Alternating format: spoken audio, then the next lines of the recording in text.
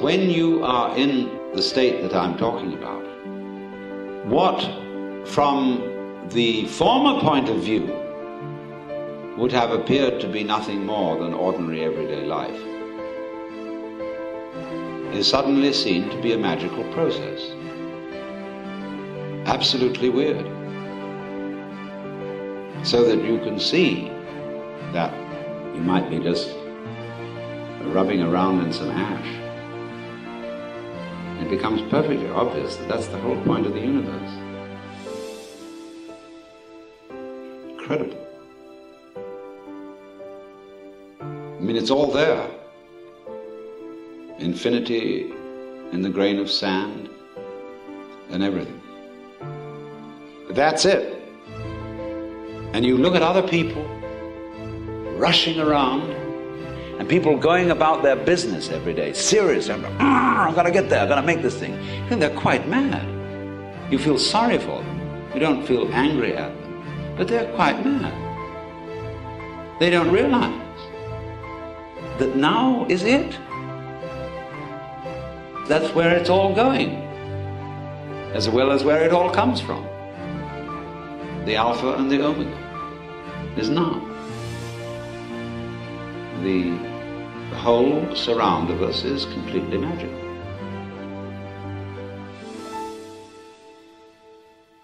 Now, of course, we become aware that imaginative people are conscious of this. Imaginative people show their consciousness of it by the way they act, by their taste in whatever they surround themselves with.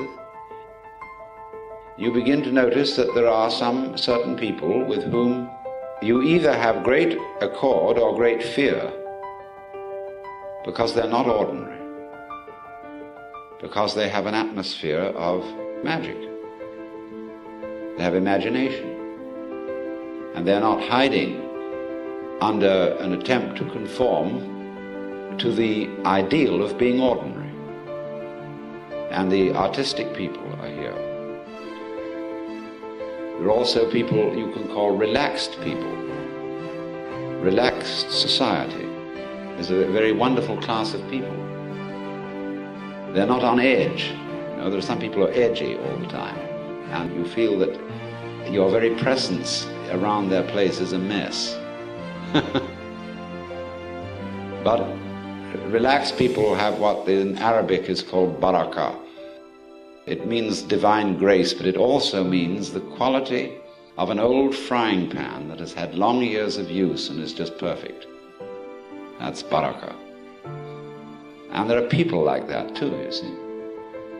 And all these are the great spontaneous virtues that cannot be contrived, because this thing can only come in the process of growth. So you say, well, do I have to wait? But the whole thing is in the waiting. I don't mean the virtue of patience. I mean waiting when there is nothing to do but wait. And when you see there is nothing to do but wait, then it happens. But it won't be hurried. Because the minute you're trying to hurry it, that introduces the one thing that stops it. The miracle, the magic thing is happening all the time. But you can't see it when you're trying to get it. And you can still less see it when you're trying to get it fast. So there is no alternative but to go through the point of you can't get it at all. You are going to be you. The same slob you've always been. See? You can't change it. And all your good resolutions are just bombast. And then you start to be real.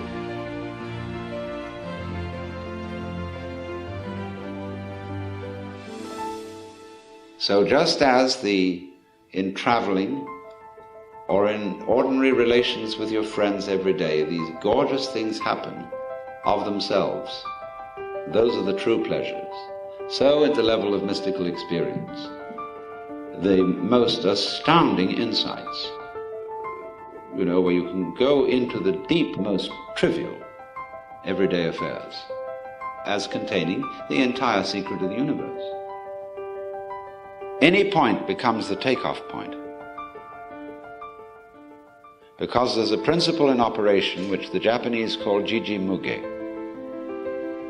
Everything event implies all the others. And here, in this way, you begin to see that that is actually so. Because you see, there are no separate things. It's all a single unified process, no longer divided into the voluntary and the involuntary, the I and the you, or the I and the it. Because it is the big happening, which is neither voluntary nor involuntary, which is neither free nor determined. All these are mere ideas about it and about. You've abandoned all that. You've abandoned philosophy totally, because you see it's just a net designed for catching water.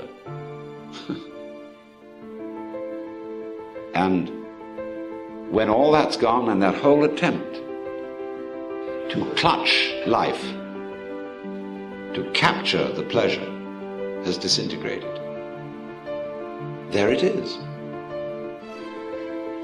And you needn't feel anxious about, will it stay? It's a gorgeous thing to feel you've no longer got to worry whether it will stick around. Because you know that if you do worry, you'll shoo it away. So it's a tremendous relief, you see, not to have to bother with, will it stick around? Will I lose my insight? Will my Satori take wing and go off with the bats? You just forget it. Because the more you let go of it, the more it stays. And you don't even have to worry about, will you be sure to let go of it? Because that too is a hang-up. And you can begin, you see, from your very weakness. That's your strength. It's not your big ego and your big will that is the strong thing here. It's your slobbiness, it's your weakness, it's your foolish side that is your strong suit here. See? Yoko Daishi puts it in this way. You cannot take hold of it. You cannot get rid of it. In not being able to get it, you get it. When you are silent, it speaks. When you speak, it is silent.